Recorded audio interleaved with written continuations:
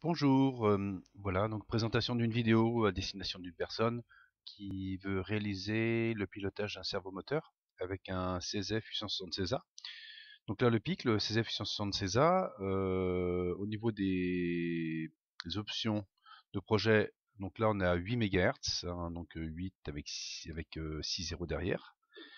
Au niveau des options de compilation, pas les options de compilation, excusez-moi, au niveau des options de configuration, eh bien, on va regarder un petit peu ce qu'il y a. Donc, on voit qu'on est en oscillateur HS, high speed, hein, parce qu'on est à 8 mégas.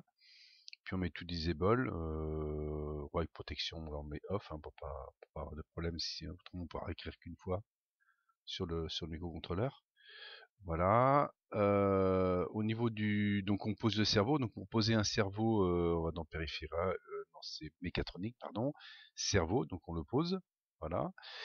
Lorsqu'on l'a posé, les connexions, donc là les supports A0.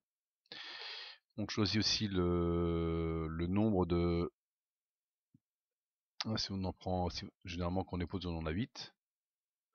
Et puis là, on n'en sélectionne qu'un seul, hein. Donc propriété étendue, on en prend un seul.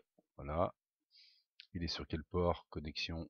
Il est sur le port A0, donc on choisit la ligne de port qu'on veut, hein, voilà.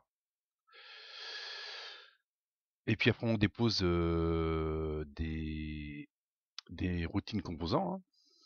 Voilà, donc là par exemple cerveau, eh bien on va le valider, enable cerveau dans un premier temps.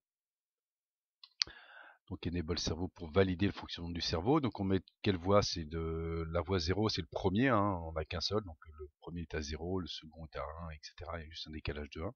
Donc là c'est à 0. On utilise une variable qu'on a créée, la variable on l'a créée en faisant comme ceci, ajouter variable, donc là c'est un octet. Voilà, on crée la variable cerveau. Voilà. Après, donc qu'est-ce qu'on fait? Cette variable on la met à 0. On fait une boucle infinie tant que. Donc là j'ai une LED sur le port C7. Voilà. Donc je mets la LED et je l'éteins. Et puis là je dis que je vais à la position cerveau, donc c'est le cerveau 0. Je vais aller à la position cerveau. Et puis je vais incrémenter ma variable. Quand ma variable était rendue à 255, ben, je la mets à 0 pour pas dépasser les capacités de la variable parce qu'elle est définie sur un octet. Je fais une petite pause de 100 millisecondes. J'incrémente ma variable cerveau. J'allume ma LED de C7.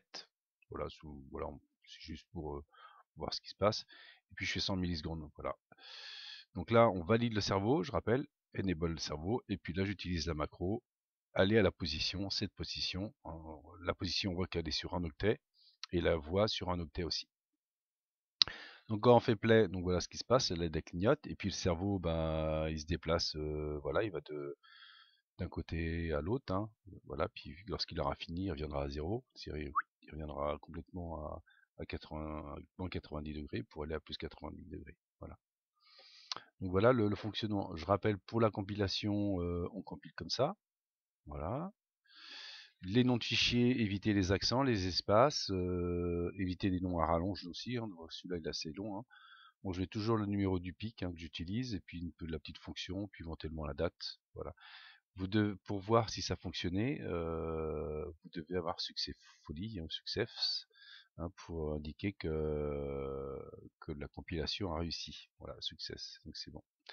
Après, ce que vous faites, vous récupérez le fichier .hex, hein, de ce programme, et puis vous utilisez par exemple le PIC-Kit2 pour transférer le programme dans le microcontrôleur. Voilà. Bien, voilà pour cette présentation d'utilisation d'un servomoteur avec un CZF 876A. Bonne fin de journée, au revoir.